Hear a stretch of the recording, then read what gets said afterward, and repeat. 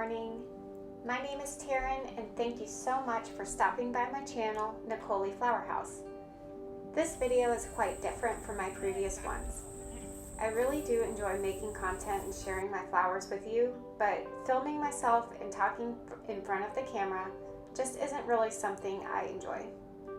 Writing is definitely more my style, so each week I will now write about my ventures and reflections and read to you while still giving you beautiful footage of the garden and my floral designs. I've also recruited my wonderful husband Kelly to help me with filming, which gives a different perspective than I have before. I really hope you enjoy this new format. It is much more authentic for me. And you may notice this theme throughout the video as I have learned a lot this first year of intensive flower gardening and intend on making adjustments for the future. I realized in my previous videos that I never fully introduced myself or explained what my flower gardening is all about. I am a flower grower and budding eco-florist. My interest in sustainable floral design began when the local food movement opened my eyes to the slow flower movement. Once I started growing flowers, my love for floral design grew as well. I knew I wanted to come up with ways of creating floral designs that did not rely on foam or plastic. I also love the idea of being able to grow 100% of my materials in my garden while also resulting in entirely biodegradable floral designs. In 2019, I took a leap of faith and signed up for Florette's online workshop so I could learn all about flower farming. The information Erin taught me was priceless. I took it to heart, and now I'm working on how I can incorporate as much of that information into my practice as I can, while still making it work for my own aspirations. I know I will never be a flower farm, and that is not my goal. Erin's techniques have shown me how to grow beautiful flowers of florist quality in my own cutting garden. Since I grow all of my own flowers, they are seasonal, local, and clean. There are no pesticides, no chemical fertilizers, or anything harmful put on the plants. The earth and its soil are my top priorities. From how I grow my flowers to how I turn them into works of art, every detail is measured against this standard. Our planet is at the heart of everything I do. It is with much gratitude that I share my progress and designs with you. And thank you so much for your interest. Quite a bit has changed in the garden since you've seen it last. I'm working on clearing out summer plants so I can get stuff in for fall. There are plenty of cold hardy flowers that I can still plant that have time and also will tolerate frost, so they'll do just fine. And I have to admit that I let my summer garden go at the end of July. I was just pretty much over it. We had 3-week stretch that was super hot. The heat index was like 110 degrees. We didn't have any rain, and I did not go out into the garden. I did not water it or prune it or take care of it. I was feeling a little burned out, and I just didn't want to go out there, so I didn't. I'm not really worried about it or down on myself for it. For me, the garden is a place of refuse. If I don't want to be outside, I simply walk away from it and let it be. After those 3 weeks of heat, we got 3 inches of rain due to a hurricane that made landfall on the North Carolina coast. And the garden turned into a wild jungle. The pathways between the boxes basically disappeared, and all the weeds and grass that I had mulched out of the pathways came back in a matter of days. And it just got a little crazy. But since I had stepped away from the garden for a bit, now I'm kind of ready to dive back in and just clean up all of that mess. I'm also working on restructuring for the next gardening season. This is my first year on our new acre. I grow in raised garden boxes and I don't till, so building the soil is going to take time. And my plants will get progressively more healthy and pest resistant as the years go by.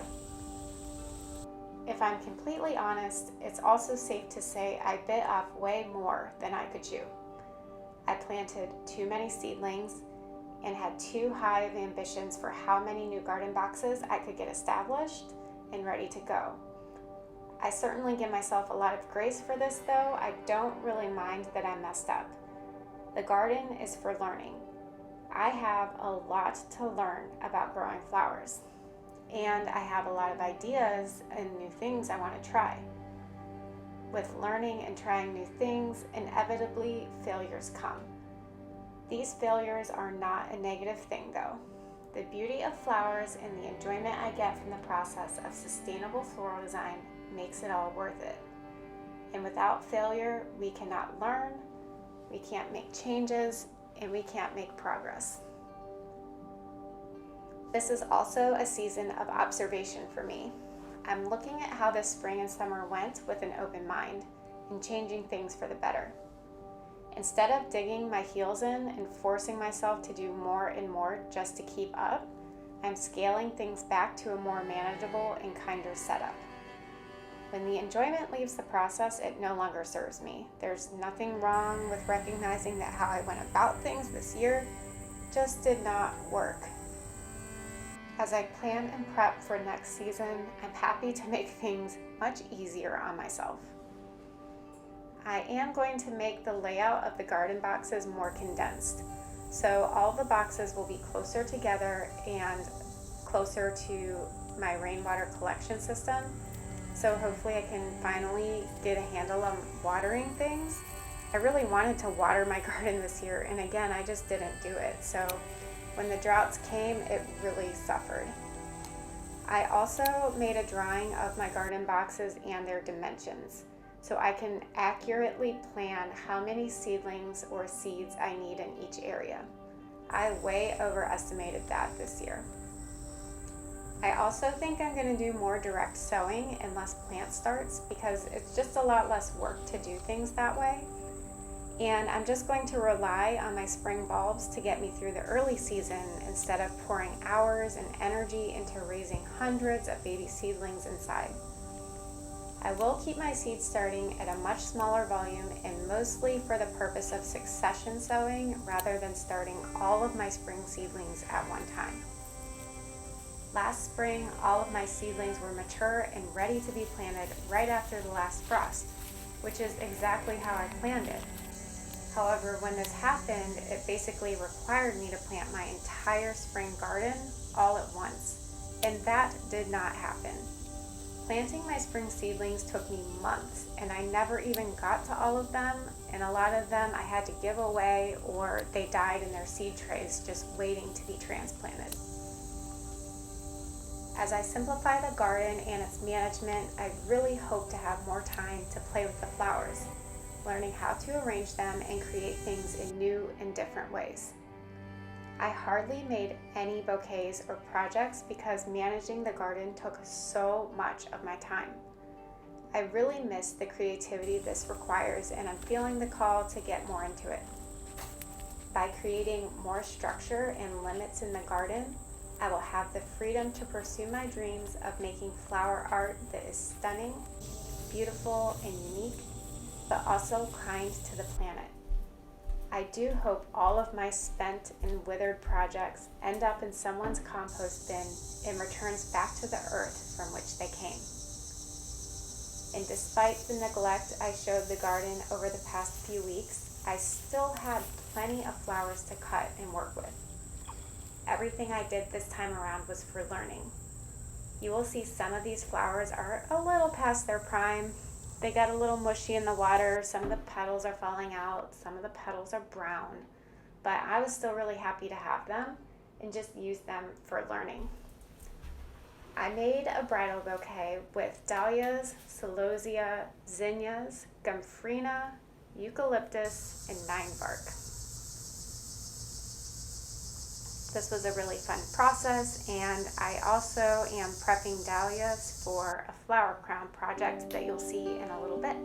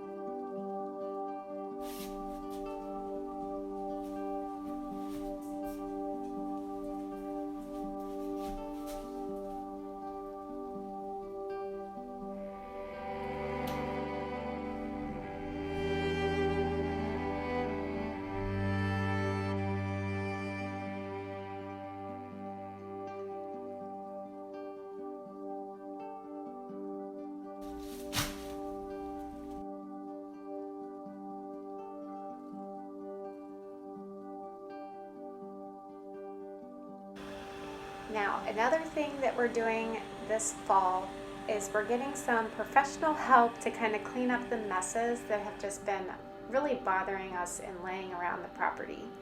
We have a lot of clearing of trees and debris to do, so we just have these giant piles of weeds and tree limbs and branches and stuff laying around. So we're getting that cleaned up. I finally got the huge pile of old fence panels cleaned up as well. We hired that out, so those were taken away and cleaned up. Having all these messes cleaned up just really took a huge weight off of our shoulders. It's going to free us up to do a lot of other things that need to get done around the property. I mean, there were things that I felt bad throwing away that we inherited when we moved into the property, and I just wanted to clean it all up myself and take care of it, but it was just a huge task that I underestimated. So getting all of that cleaned up is just very relieving, and we're so excited that it's done.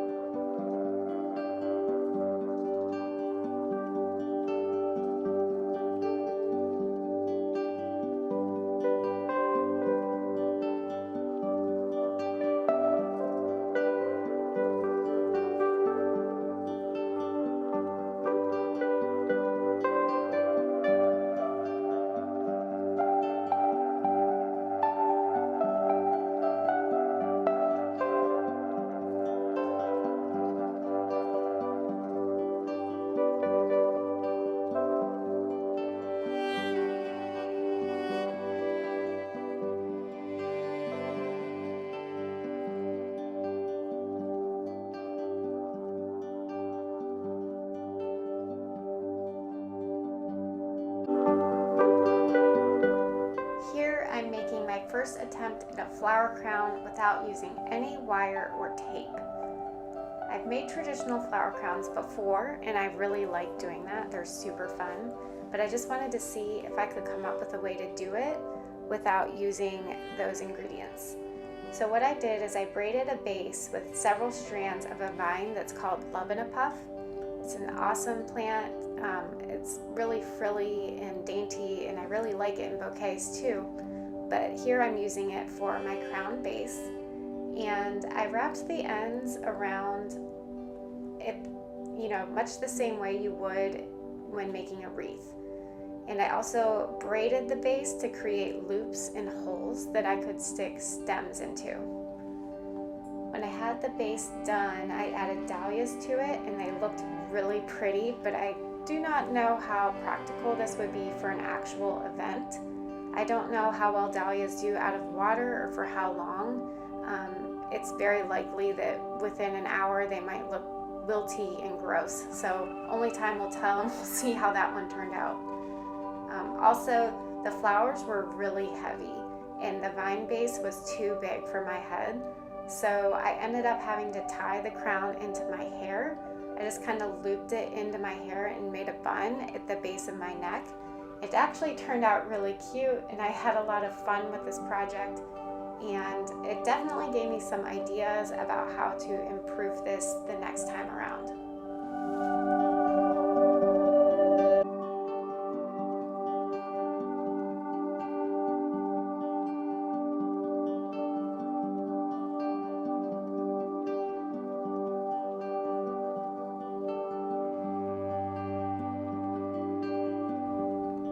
And that is all for today's video. I really hope you enjoyed it. If you did, give me a thumbs up. And the best way you can support my channel is to subscribe and share it with your flower-loving friends. Thank you so much for taking interest in all of my ventures, and I will see you next week. Bye!